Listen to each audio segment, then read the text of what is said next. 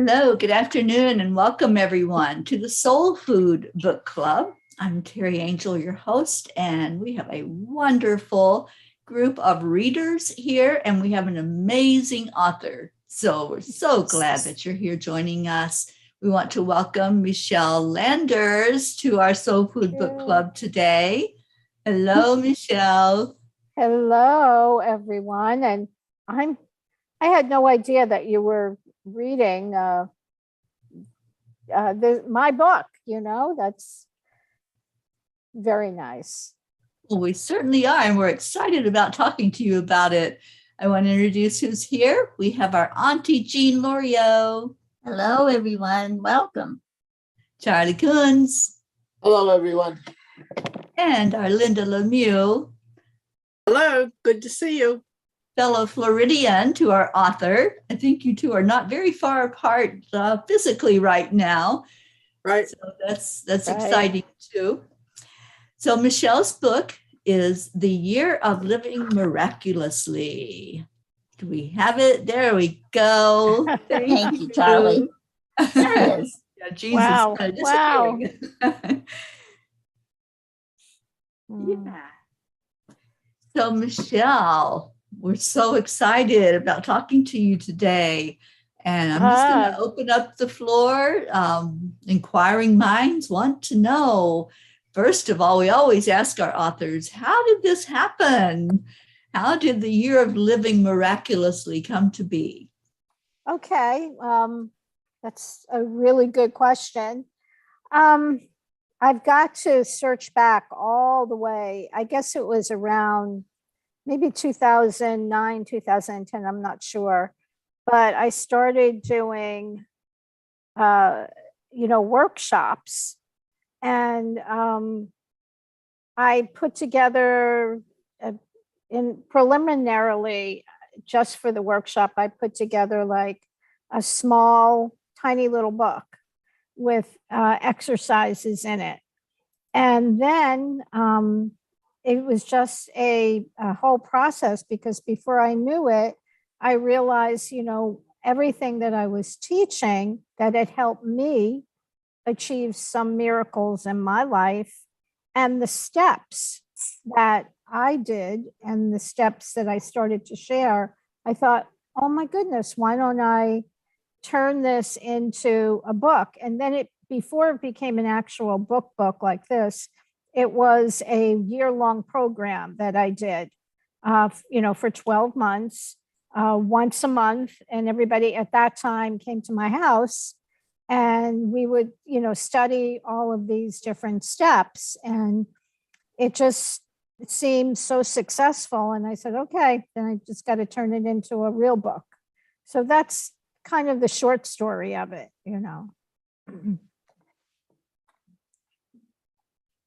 I love that story. I'm always interested in how books are born. And so I think that's amazing. And you are teaching this currently as well. Right. Yeah, we have a 6-month program, and Michele is teaching from the book. So, all right, people, here's your chance to talk to the author. So who has a question or a comment? Well, I have a question first. Have you guys, anybody started to read it? Yes. I did.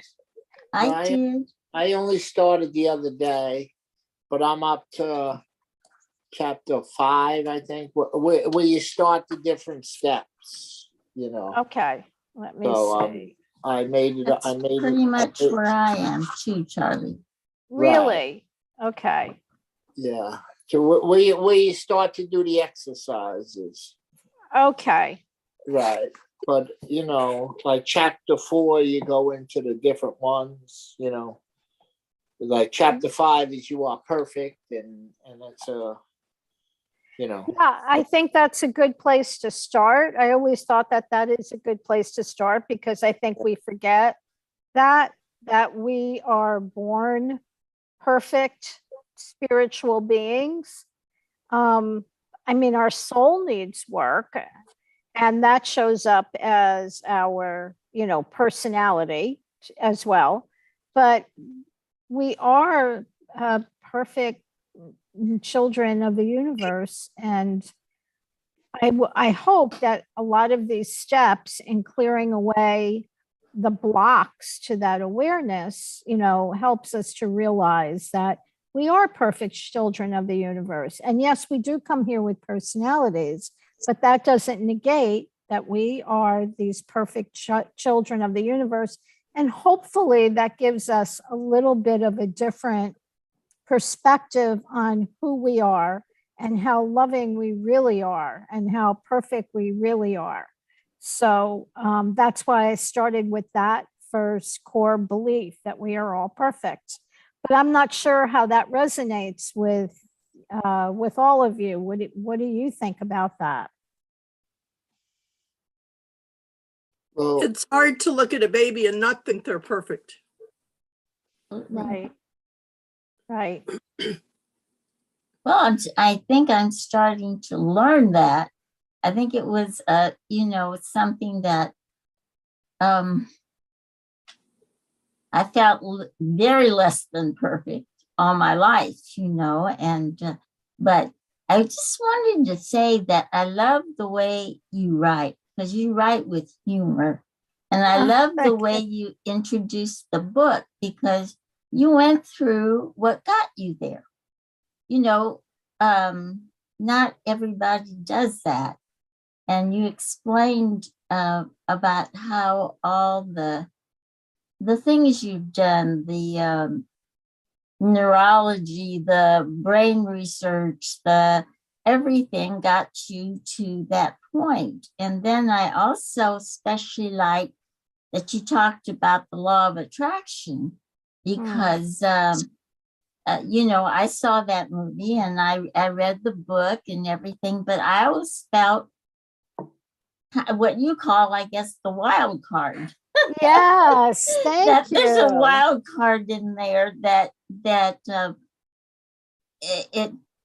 we don't know where it comes from. We don't know what it's going to do, but it's in there. So we can't say it's always going to be this way, or if you do this, it's going to happen. And so I'm really enjoying it. I have to confess, I bought it quite a long time ago, and I started reading it, and we've been reading different books and we've been doing different things, and I get distracted and I don't get to do personal reading so much.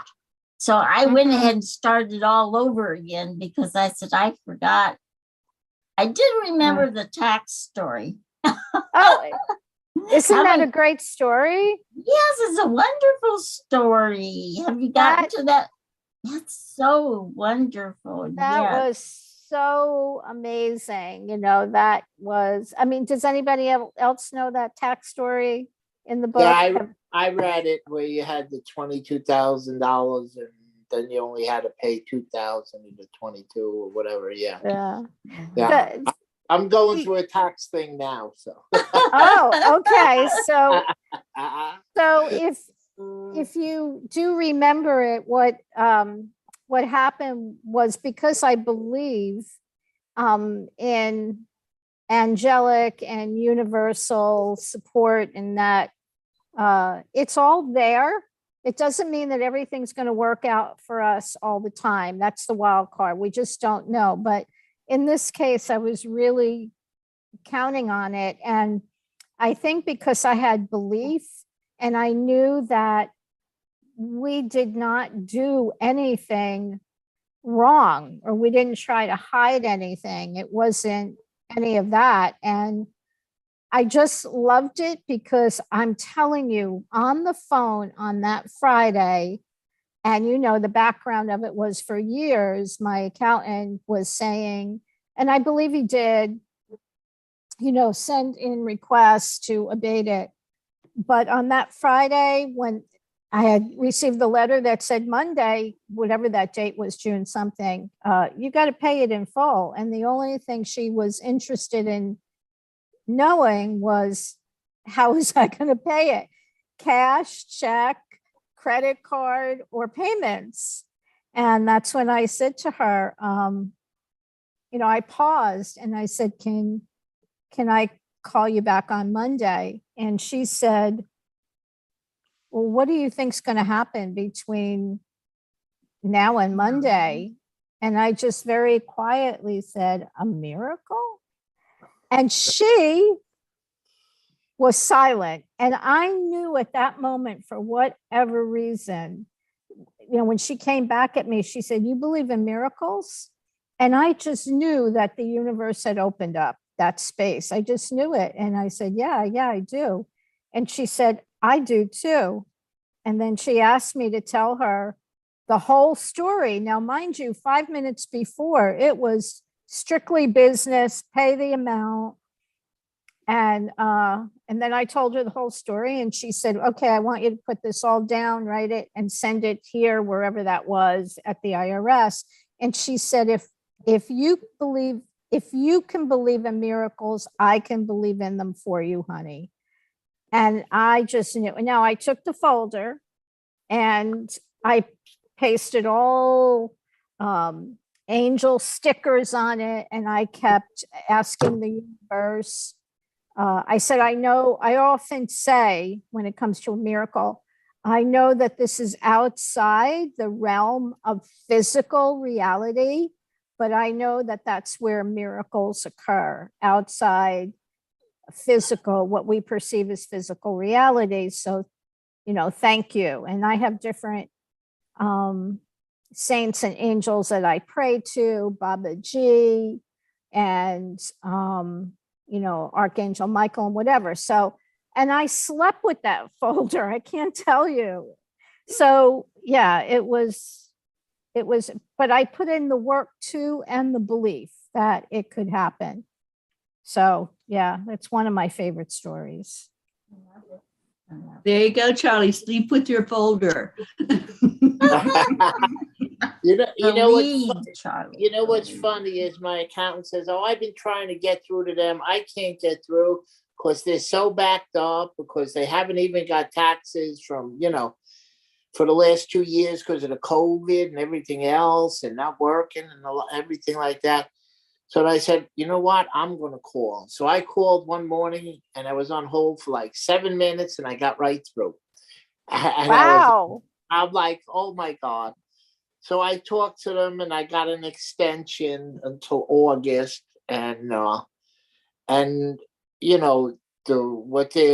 account already sent the paperwork, but they haven't got into the revised edition. So I don't owe anything, but okay. Because I wasn't there when my accountant did it, and he added my daughter's income from Social Security onto mine, which wasn't supposed to be there. So I paid taxes on $17,000 that didn't exist. Oh, wow.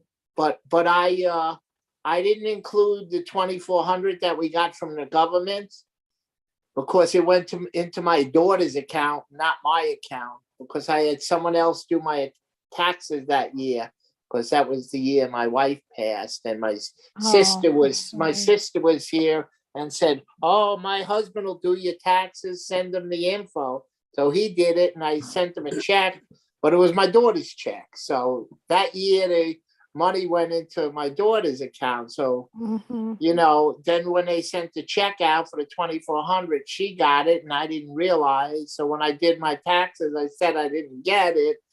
So I paid that, but they still say I owe more. So anyway, but the miracle things is like, crazy, because like you said, people think it's karma and everything else and stuff like that, and I didn't realize it either. But years ago, I guess when my son was 12, so that's 20 years ago, he used to play travel baseball, and I got a message from my mother in a dream that I was going to win an all-inclusive trip to the Dominican Republic. Wow. And so I was selling chances. He played travel baseball, so you sell the chances to get your money back or whatever. So I didn't sell the chances. A lot of people do. But anyway, at the end of the year, there was a like a tournament game. And my son says, I'm not going. The season's over. I'm not going to the. So he didn't go. So I went by myself where he would play baseball. And I sat there and watched the kids play. And I was sitting with the guy I smoked cigar with all that year. And I said, I'm going to win a trip to the Dominican Republic because my mother told me last night that I was going to win it. And he goes, get the heck out of here, you know. And sure than anything, I won the trip to the Dominican Republic. That's a miracle. And my mother told me when, you know, in a dream, because she was passed on, you know, she was gone. And, wow. And so then years later, when I had my you know, my heart operation, when just I was on a heart bypass machine, so just my head was getting so my soul left my body, and I went up there, and my mother said, you can come back, but you can't drink no more. So when she told me that, I, you know, said, okay, you give me a second chance at life, I'm going to go back. Whoa. Yeah, so that's like my miracles. Yeah. That's amazing. Yeah. Thanks for sharing that. Don't you think I think we've all had an experience of miracles, right? Yeah. Yeah.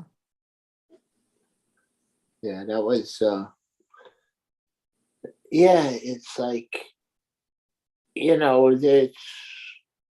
we're all connected. It's just a matter of, you know, using it to, you know, learn how to use it, you know. Yeah. And also believing you can. Right. And the first part of it is like loving yourself, you know. And gratitude has so much to do with it. I think that's one of your steps in there too. Yeah. It definitely is. Gratitude is a big one.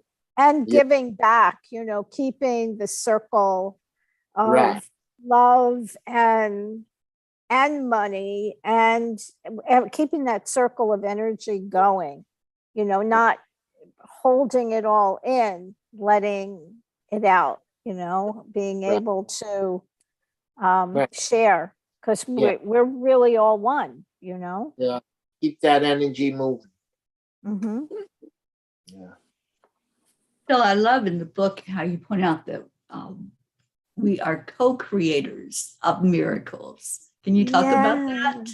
Right. Yeah, that hit me too, the co-creator thing. Yeah. Yeah, I believe, and again, these are all my beliefs and my experience in life with law of attraction. So I never try to really convince anybody that this is the way to do it. It just has worked for me, and it's worked for a lot of people who have come, you know, to my workshops. But whatever your road is to peace and happiness and joy, that's the road to take, right? That's the road to take. But as far as being a co-creator, I think, you know, even in the Bible, you know, when there's so many things that are, and I don't know, I have not read the whole Bible. I've read pieces of it and whatever, but I do believe that we co-create with the divine. You know, we have the ability to do that, but can we do it alone? I don't believe so. I believe that we cross over into a different level or plane of awareness when, even if it's for a nanosecond, and that's where miracles happen. And sometimes you're not even, you know, aware of it, but you've crossed over into that 0 point field, the quantum field. That's why quantum mechanics fascinates me. Not that I understand it, because I know that even quantum physicists, they don't get it. They don't understand it. So how would I, why would I think that that I would understand quantum physics? But gosh, I just know that there is something there. And the other story, I don't know if you guys read the story of my meeting Edgar Mitchell, the astronaut. Yeah. So he really validated for me that there's so much more to this life than we could possibly know. But one of the big pieces is that not only are we all connected, but we have the ability to influence physical reality. And that's the mind blower. That's really the mind blower. So I think that if an astrophysicist, I think he was an astronaut, a scientist. He was the sixth man on the moon, and he had an epiphany coming back, from his moon voyage, and he just had this epiphany where he realized that we're all connected. And have any of you investigated IONS, the Institute of Noetic Science? No. Oh gosh, really? He passed away a few years ago, Dr. Mitchell, but Dean Radin, I believe, is still the head of IONS, Institute of Noetic Science. They do rigorous testing on phenomena. And if you want to read about it, some of the things that they've come up with, like just prior to 9/11, they're, I forgot what they're called, something generators. I can't think of the name right now. They were going off like crazy prior to 9/11. So they do a lot of, again, rigorous testing. And that's one of the things that I really like, because I believe, without a doubt, there are quantum physicists who believe that we do have this ability to tap into the divine, into the 0 point field, into the quantum world. But I believe it takes a lot of, I don't want to say it takes a lot of effort, because for some people, I think it might be a little bit easier, but I do think it takes certain steps. And I think the core of my book is about letting go of false beliefs about ourselves, about other people, letting go of judgments, and letting go of anything that's not love and compassion and acceptance. And that goes for loving and accepting ourselves. Does that make sense? Yeah. When you said IONS, what was the word that from the N? Institute of Noetic Science. Okay, that's poetic. Oh. Poetic, noetic. Okay, Noetic, Institute of Noetic Science. But they've got a lot of good stuff out there. So yes.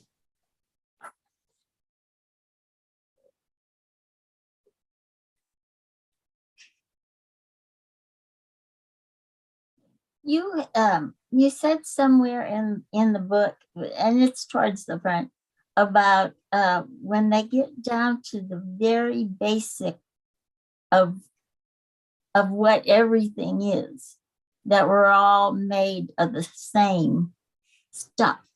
Right.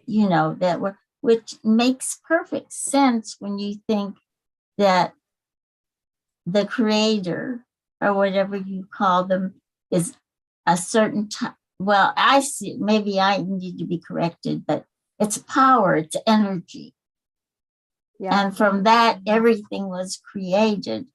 But we're also a part of that. because we were Yes. created from it.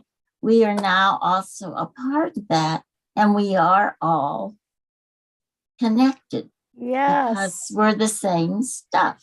Yes. Yes. That, that just makes so much sense to me. But I know it doesn't to a lot of people. Well, I know, Jean, because if I look at the panhandler on the corner, I have to remember, because the Big Bang gave, I mean, both things can be equally true, the science and the spiritual. And we were all created from that Big Bang. Was it Crosby, Stills and Nash wrote that song, we are stardust. And we are. So we're all part of that Big Bang, and everything that was created from that, we are a part of. So when I see a panhandler on the corner, or somebody who is, under a bridge at 95, I have to remember that in the essence of all of us is contained within everyone. And so that's why it's so important not to judge. I mean, you can, of course, have opinions, of things that you like, things you don't like, but to judge anything with hate or malice. And one of the things Terry and I were even talking about the other day is, this political climate has really sent us over the edge, right? So do I like Putin's personality?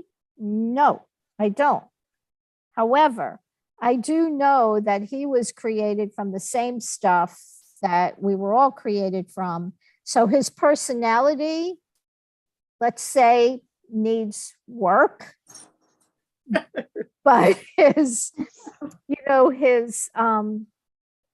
was still born, believe it or not. And so was Hitler.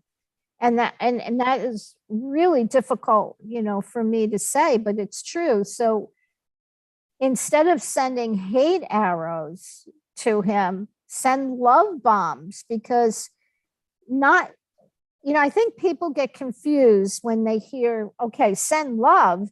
You mean you're condoning what he's doing? No, not at all. But love overcomes hate and overcomes fear.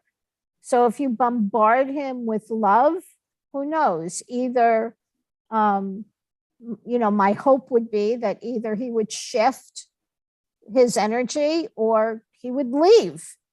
And, Stephen, is it Stephen Farmer?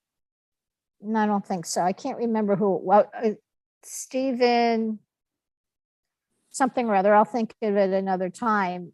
And he had this great little prayer, which I can't remember, but it's basically that, go in peace, go in love, but just go, So I think sending Putin love, which is really challenging for us to do, will make more difference than sending hate and anger. We're so filled with fear and anger, and fear begets fear, hate begets hate, love begets love. So I also try to send love to the Russian people, because it's a leader doing this, and some of them are just horrified and some of them don't believe it. But I want them to know they are loved. We value them as much as we value ourselves, and don't blame them. Agreed. Yeah. Agreed. It's easier to do that, to show the compassion, than it is to send the love to the leader, right? Mm-hmm. I mean, that's where our human ego part picks up and judges and criticizes. But when we can get back to 0 point, get back to just knowing the oneness of all that is, then we can look at things more objectively and say, okay, there's a reason for everything. There's a purpose for everything. And, we don't want to debate politics or anything on here, but just the energy of love itself is what transforms. And I think that comes out in your book really well, Michele. And thank you for helping us to understand that as well. Yeah, thank you. Yeah, I wanted to get that point across because I don't think there is any exception to that rule about not hating and only sending love. And I always try to be really clear because when I've said it before in the last election, you know, some people got really upset, I guess, with my, you know, saying stuff like that. But that's okay. Everybody's entitled, you know. But I'm just really curious what is the reason that any of you were even interested in the book? Did Terry make you read it? Did Terry hold a gun to your head and say you have Terry. Actually, Send me love, not hate. I thought it would. I think I thought it was a good idea since we were taking the course that we all read the book. You know, Yeah, so yeah. it makes sense this way. You know, we get more out of the course if we understand and all the steps and everything, and you know, just to help us more with with our spiritual growth and understanding, to learn it from you and Terry, who have so much knowledge to share with us. We're very grateful. Well, I know that. Thank you. And that we're very grateful, right? To me, it's another. Oh, I'm sorry, Jean. No, it's okay. To me, it's another step forward. I'm using what I already know and trust and feel and try to expand on that with an open mind. So the more information I get, the better. And the more, I haven't had all the experiences that anybody could have, but you've had experiences I haven't. So why not learn from you and save myself some trouble? Wow, that's great because I usually learn by 2x4 therapy. So, and if you read reading my book in the early in the preface and the intro, yeah, I've just been through a lot, but I know now that there was a reason, for that, because it was like, it's so, it's like now when I look at it in retrospect, I picture my angels or guides or God or whatever saying, it's okay. You'll understand later why you have to go through this. It's okay. Just be patient. Yeah. Just be patient. Of course, I didn't know that at the time. I was angry as hell and didn't understand it. And I was a little rebel in, as you know, in parochial school. And I did not like that. Yeah. I read the book years ago when Terry had the Angel Speakers Conference and you were there. Yeah. And I met you there. Yeah. But I wanted to reread it because I've learned so much and grown since that time. So it's like I might have a different perspective or can get more out of it now going through other experiences. That is such a good point, Linda, because I got to tell you, there's things that I read years ago and that when I read it now, it's different. It's just like you said, we change and evolve. And so I see it through different eyes. It's all about, right. Our perception, right? Right. So that's a really good point. And how open you are. Maybe I wasn't as open back then as right. I might be. Yeah. So that's also a good, I'm sorry, I was expecting some kind of a call here. That's the other thing too. our beliefs keep us stuck at times, because you use the word open, and that's so important in any understanding or communication, is to be open, because you know how it is, like if you're, especially I think in when you're married, you get into disagreements, and usually what happens is it goes like this, because nobody's really interested in solving it, even though you say that, let's talk about it, let's talk about it. We usually approach it with the agenda, if you would only do what I think you should do, we won't have a problem. So our agenda is to convince you that my way is the right way. I just got to take this call for 1 minute. Do you mind if I just sign off for 1 second? Right. Thank you. Just mute yourself. Yeah, it's interesting that we're having this discussion, because you all know I've been writing, the angels have me writing a blog every night. And last night's blog just fits right in here so well. I want to read just a little bit of it that talks about this very thing that we're talking about. And so what I was talking about in the blog was how my friend that lives on top of Big Bear Mountain was sending me away with a warning to stay off the brakes.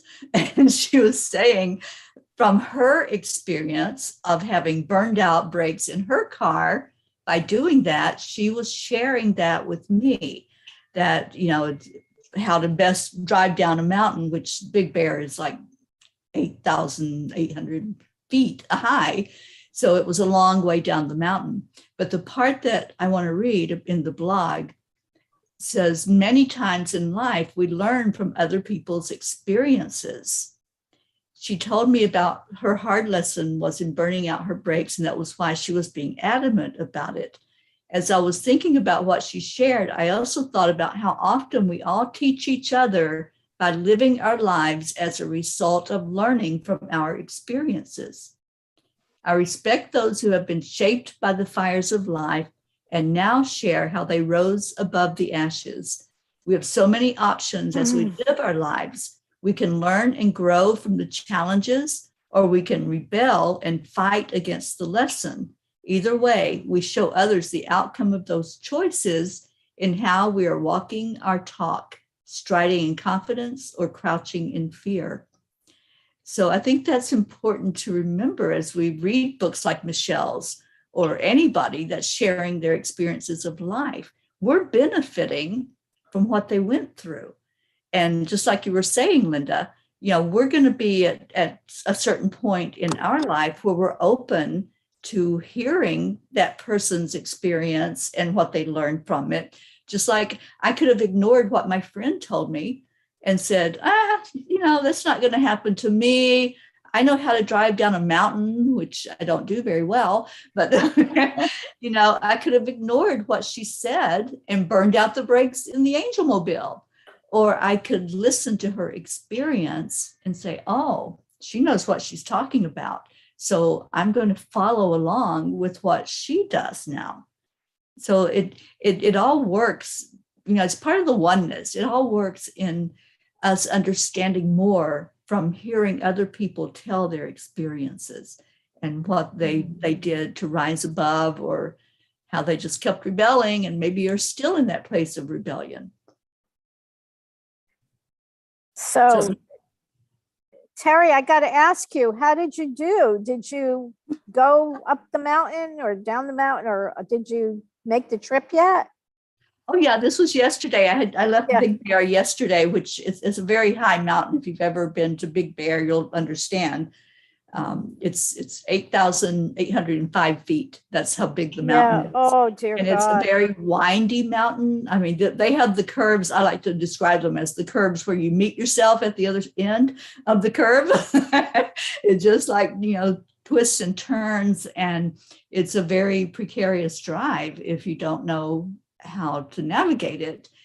So there was traffic, And as I was coming down the mountain, I just kept what she said in my head, stay off the brakes, just my car downshifts automatically if I just tap the brakes, if I'm at an incline. So I would just tap the brake and let it slow down itself. But I would get behind people who didn't know the lesson, and they were riding their brakes. So they had what they call turnouts all along the way. So I was able to pull over, just give myself a few minutes, say, okay, let them do their thing. I'm not going to stay behind them where I have to constantly hit my brakes, because otherwise I'll be bumping into them.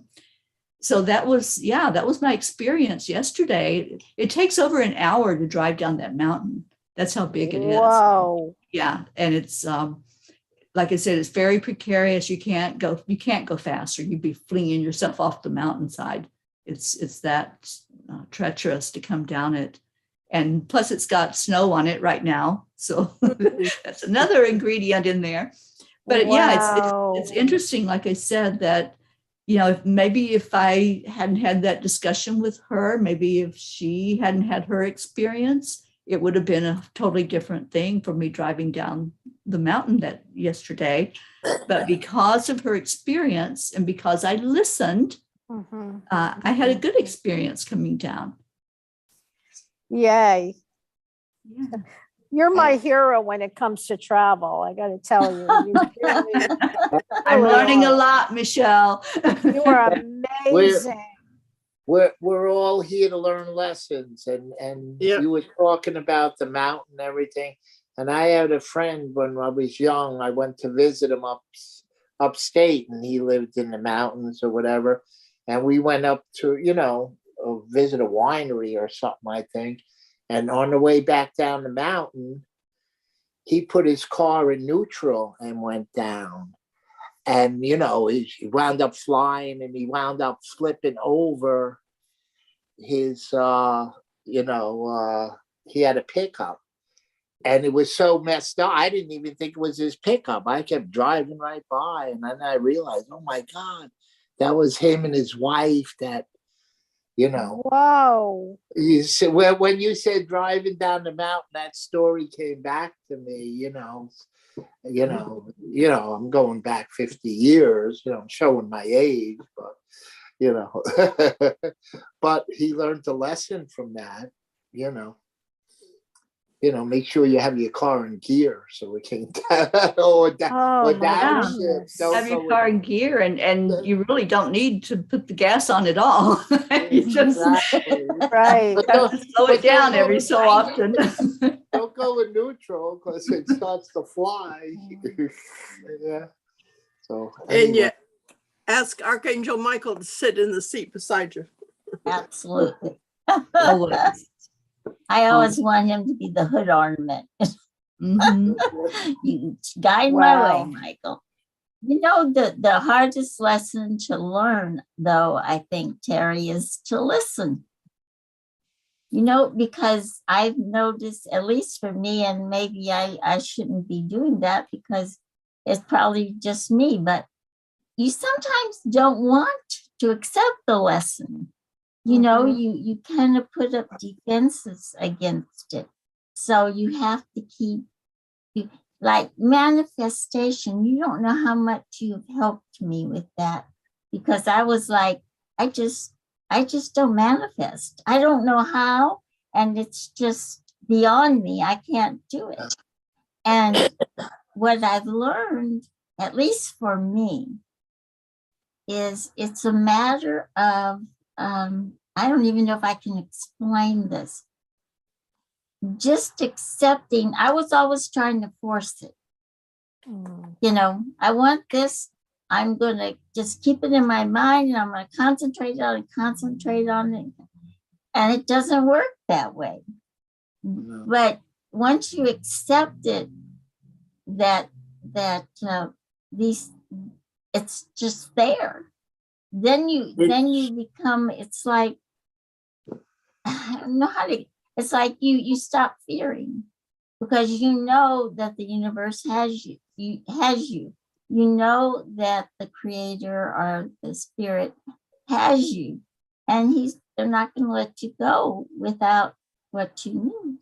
So you become more peaceful inside. You become more assured that you're going to get what you want and you're going to get what you need, and it'll take care of you, you know.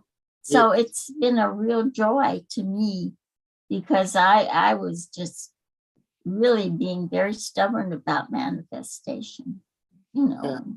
It seems like you have to be aligned and in the right frequency. Mm-hmm. Yeah. I've told this story before, and I hope you don't mind if I tell it again. But my grandmother was the sweetest person in the world. She only went to 3rd grade. She didn't go to church, but she was very spiritual. And when somebody needed something, she would write a note to God, and a thank you note. Thank you for having Linda get accepted to college. And she had a little bureau right there, like 3 feet tall, and she'd just write a little tiny note and stick it in one of the drawers. And she only had to ask once. You don't have to beg. She said, just ask once. So one time I asked her about something. I said, I wonder if I'll get in college. And she said, no problem. I wrote a note. So I said, what are you talking about? She goes, oh, I thank God for making that happen, and put a little note in the bureau. So after we passed, it was actually, it sounds odd. It was so interesting. I was going to say fun, but to go through the bureau and see all the notes that she had written and how they had worked. It was just so sweet. Yeah. But that's real faith. You know, she only had to ask once and said thank you. So. That's beautiful. Wow. And we had that in one of our earlier books we read. To write the thank you. Yeah, thank you for the money. I wrote that. I have that in my wallet. I had that. Every time I write one of my bills, I thank you for the money, you know, and yeah. Wasn't that the magic, Charlie? In the book, The Magic, she talks about using gratitude before you even have the manifestation. Right. Yeah. I think that was the book. Oh, I'm not sure of the book, but just I know when I do my bills, I still write them every day. You know, whenever I write them, thank you for the money on the bill. You know. Yeah. One of her suggestions was when you get the bill in, go ahead and write on the envelope, paid. Thank you for the money to pay this. Right. Yes. See, I was still at my denial stage about manifestation when we did that. And I have that $1 in my wallet too, that, you know, that has thank you for the money that I received. And, you know, and I've always looked at it and said, it doesn't work because it has, you know, I haven't gotten great deals of money. But then after we've been doing all this reflecting, I'm like, have I ever been out of money? Oh, never. Have I ever needed it so bad that I, you know, no, never. So it is working. It's just not working in the way that I envisioned it to work, where you get a whole lot of money at one time, you know. Right. So I've really changed my whole attitude about that. And I'm really, wow. Yeah, really, really happy about that. That's great. And I just found a cookie under my cushion that the dog probably left there. And it's all in little pieces. Your dog manifested it. They hide things. You give them a snack and they go and bury it somewhere. Yeah. Oh my God. They're like squirrels. Yeah. I'll keep it for later. Right.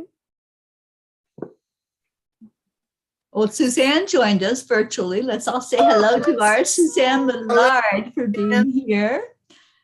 So good to see you, Suzanne. So, Michele, we have a few minutes left. What would you like to share with us for us to think about before our next meeting next week about the book? Gosh, I think it would be great if, you know, starting with chapter 5, if you did read chapter 5 and did the exercises and look at the review. I think that would be a good idea, right? And Linda, maybe we could meet tomorrow and I can bring you a book. Okay, sounds Okay? good. Yes. Because it's all about, for me, writing the book, it was all about each step building on the other step. So I thought the perfect place to start would be to acknowledge that we're perfect spirits. And even if that's a little hard to grasp in the beginning, just, remind yourself over and over again that, maybe I can really, really accept it, knowing that, well, in the Bible, what does it say? That God created us in his image. So, I mean, I've got a little problem with God being designated a he, but that's okay. That's okay. Michele?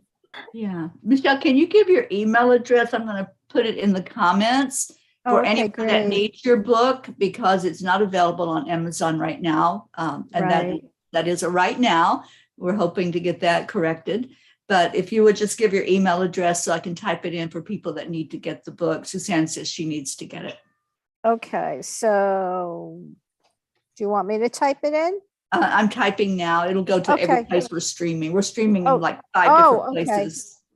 It's Michele with one L, Landers, Landers, at bellsouth.net. Okay. It's in there. So there you go, Suzanne. You can email Michele and she'll help you get a copy of her book. Yeah.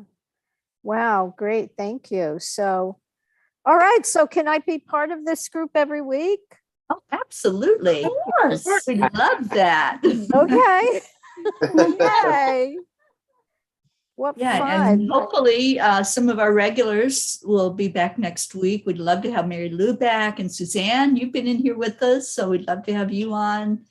And Christina. Yeah, we have a great group. Daisy sometimes. Whoever can show up, that's who's here. And so grateful to everyone that does come in and have these wonderful discussions. And I'm looking forward now to discussing chapter 5 next week and seeing how everybody did with your exercises. And those of you who are not in our 6-month course that's going on, we meet the first and third Wednesday of each month as a private group. If you're interested in being a part of that, where Michele will go deeper into the book and the lessons from the book, just email Michele or myself, and we'll get you set up for that as well. Yeah. Thank you all for being here. Thank you. So glad you were able to join us today, Michele. We really appreciate you so much. Michele. I'm honored. Thank you. I'm and honored. Thank you for your book. Oh, I'm honored. Thank you. So tonight is our class, right? 6:30 Eastern.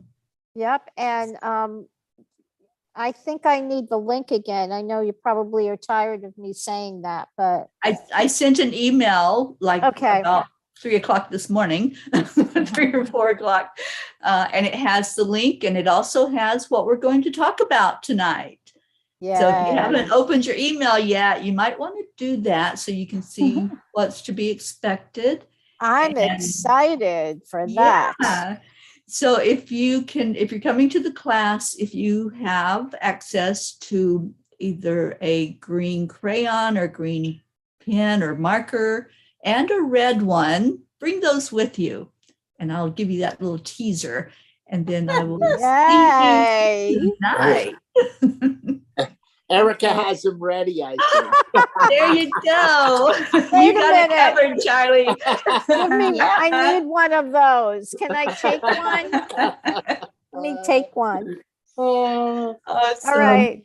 All right. So we'll see you all next week. We'll be discussing the year of living miraculously again. We're going to really love getting into this book with you, Michele. Thank you so much for being with us. Again. My honor. Jean, Charlie, Linda, thank you all for being here. And Suzanne, thank you for joining us virtually. And we will see you all later. Have a wonderful rest of your day. Stay in your hearts and stay blessed. And we always leave you with Namaste. Namaste. Namaste. Bye, everybody. Bye.